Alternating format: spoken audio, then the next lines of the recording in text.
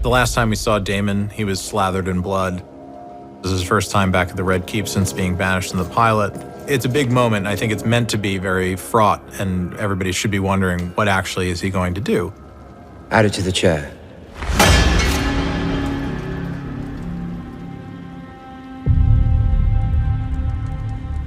We thought he should come back seemingly a changed man and then turn out to be exactly the same as he was before and continue with his unpredictable nature. When he comes back, he's not looking for his brother anymore. He's somehow looking to get back at his brother. And Rhaenyra becomes the apple of his eye.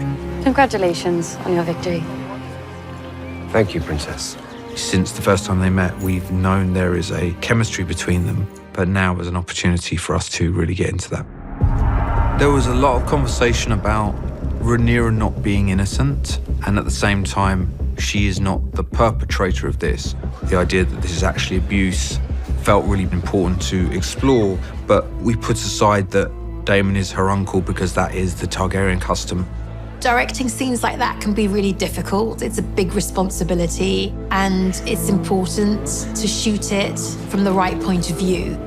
Being a female director, I've grown up watching how male directors have directed sex scenes. And as a woman, I have to really think about how to shoot it because my go-to images are ones that I grew up with, which aren't necessarily from a woman's point of view.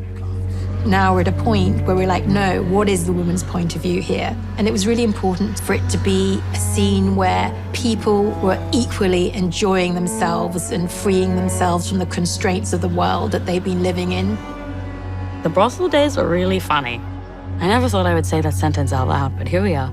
The brothel days are really funny because you kind of just like get used to everyone being naked and doing it in tempo, like the whole room. It's the idea that Daemon is using Rhaenyra as a way to get at her father. Ultimately, his impotence in this scene is a reflection of the fact that he knows deep down what he's doing isn't right. He thinks it's shocking to her, but she doesn't just get shocked, she gets excited by it. And when that happens, he has nothing. And he basically can't handle not being in charge or in control. I think what it's saying there is that young women want sex as much as young men. This often happens in Daemon's life. The people closest to him get lured in and think that, oh, maybe he's changed, maybe he's a new person. Then he just proves again and again that he's still Daemon. He awakens something in her, which is her perception of sex as a pleasure. She comes home and Kristen Cole seems to be the nearest person available. It's very much against his oath. He's sworn an oath of chastity to put on the white cloak, but he's also carried a torch for her, and that's it, and everything changes from that point forward for Rhaenyra. Otto tells tale of Rhaenyra's doings in the city. In his mind, this amazing thing has dropped into his lap that he can use to ruin her and ensure that Aegon will be not only named heir, but also ascend the throne. A messenger brings word from the White Worm. I think Otto wishes that anybody else were tasked with delivering the news than him, because he really does love Viserys and loves the king and knows that it's going to destroy him to tell him that. This information is going to have repercussions on everybody. It's not just going to affect Daemon, his rival, but it's going to affect him too. You're so sick with ambition that you would have my daughter stalked, spied upon. The king is so incensed to hear the news and is so in denial about what's happening that Otto gets the blame. He knows that his hand has been corrupted.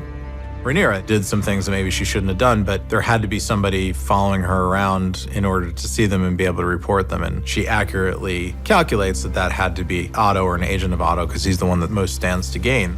And it's Rhaenyra throwing it in his face that forces him to stare it in the eye. And then he does the right thing as king and lets Otto go and just says, I can no longer trust your judgment. The crown and the realm both owe you a debt that can never be repaid. When it's put to Viserys that Daemon may have had sex with Rhaenyra, I think that's where the dragon comes out in Viserys. He once again banishes his brother, but what he feels more than anything is manipulated. It's not my daughter you lust for, is it? It's my throne. When Otto comes to speak to Viserys and Alicent is in the background and they don't know that she's there, hearing her father come and tell tales on Rhaenyra leaves her a little bit broken, but she doesn't know whether to believe him or not. She's really disappointed in her father for that. What happened last night? My father has made some worrying allegations about you. Were you with your uncle? Technically, she doesn't lie. She's just not lying. She didn't sleep with Daemon. She actually didn't sleep with Daemon. He couldn't do it.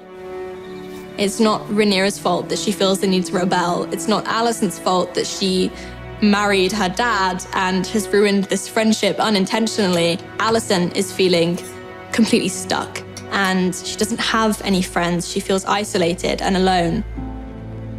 You will wed Selena Velaryon, and you will do so without protest. This has been looming over Viserys probably since he turned down Laena back in episode 2. It's political. It's to gain back the sea snake. It's also my cousin. It's Game of Thrones though, but still, it's that. Yeah, so yeah. After being a very patient father for a very long time, 2 episodes worth, about 6 years in the interim, Viserys finally decides that it's no longer an ask, it's a demand. As her king, she needs to get married because they need to protect the realm. The realm is seen as vulnerable when it has no heirs. And he says, as your king and father, I'm ordering you to make this marital pact with Laena Velaryon. Both Alicent and Rhaenyra become political operators, and a lot of that is the outside circumstances that they find themselves faced with. They're learning the quote-unquote Game of Thrones.